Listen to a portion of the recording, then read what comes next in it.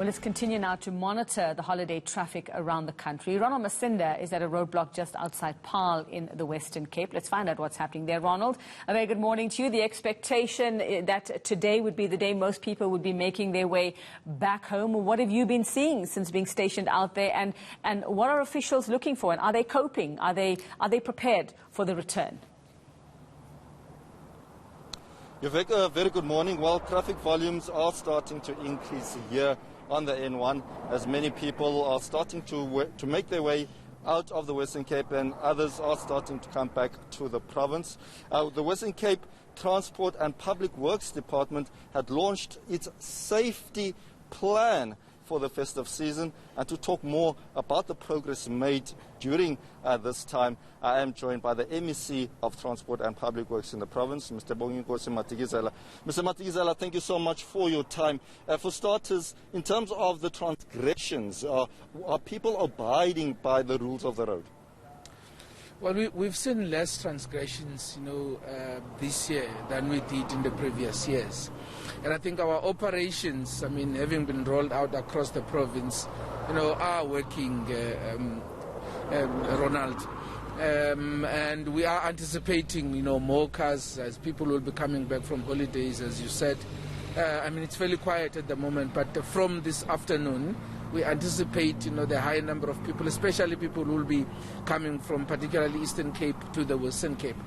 Our operations, have been rolled out across the province, especially in strategic areas, and we have managed, really to reduce the number of transgressions on our roads.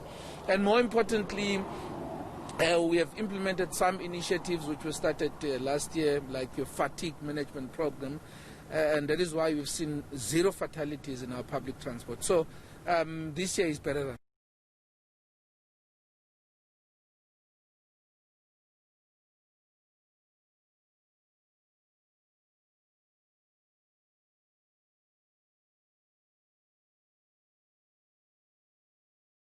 This second wave and this new strain, is really dangerous, as we can see. Particularly the Western Cape and the Eastern Cape, Gauteng and KZN are the hardest hit provinces, and the movement between these provinces will need to be closely monitored. I have been raising awareness, of course, working with our sister departments to make sure that people comply with the regulations. And I must say that by and large, in our transport, particularly in our public transport, we've seen the level of compliance increasing. Ronald, I must be honest, in your public transport interchanges and in our townships, you still see, people not complying at the level that one would hope for. And I think law enforcement, and I think before, as I said, we need the assistance if we are to really win this battle of the SANDF as well.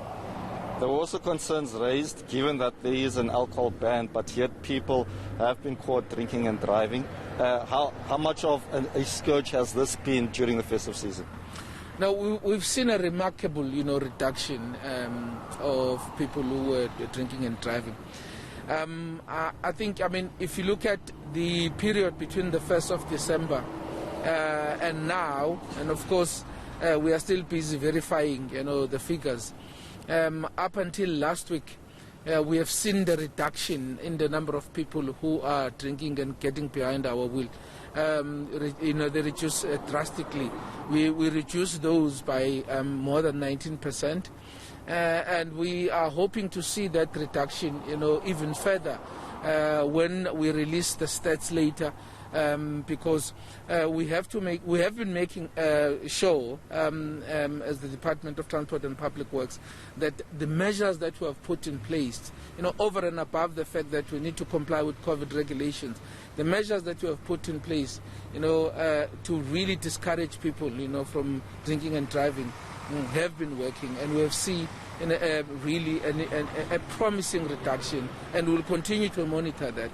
And of course, now that the alcohol was banned by the president, we've seen the impact of that, especially in our trauma units, where, I think for the first time, Our healthcare workers were really, really happy to see that there were no or very few cases of people who were either stabbed or, hit by a car because of that. And I think we must continue working with other authorities and monitor that, because if we are going to, go back to normality again, we've got to find a way of dealing with the alcohol abuse in South Africa.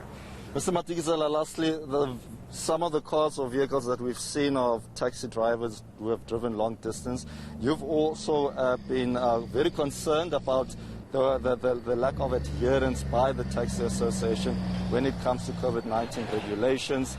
Are these conversations going to be heard in the new year, given that a lot of people are still moving in and out of the province? Look, Ronald, we don't have a choice as government. I think what we need to do is to continue raising awareness and engaging, our partners. And I must say that, the more you engage with them, you see the behavior change. And I think from August last year, I started to roll out the engagements with all our partners across the province, raising awareness. And with the second wave and this new strain is even more dangerous, as I said. And that engagement must continue, and I've been having that engagement with SATACO in particular, and also with GAPS, and also our other, transport partners like your e-hailing.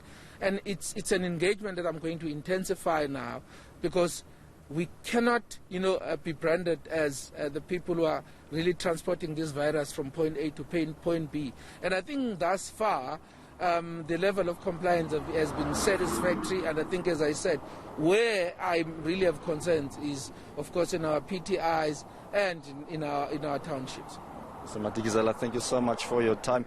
Well, Uveka, we will continue monitoring the situation as more vehicles travel to and from the Western Cape. We are on the N1, a route which is famous for going through areas, big cities such as Bloemfontein and Johannesburg. We will be on the N2 later on, trying to speak to various people coming to the Western Cape, people who have been traveling that garden route, and just to find out from them as to how their festive season has gone, given that many of the beaches, of course, beaches have been closed, and also alcohol ban, how that has really impacted on their holidays. All right, thanks very much, Ronald Masinda. And how times have changed. Before COVID, yes, the situation on the roads was the big story, as well as matric exam results.